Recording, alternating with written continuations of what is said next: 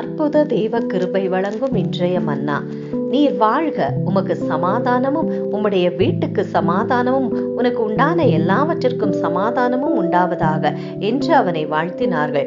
1 Samuel 25:6. தாவீது 10 வாலிபரை நாபாலிடத்தில் சென்று விசாரிக்கும்படி அனுப்பினார்கள்.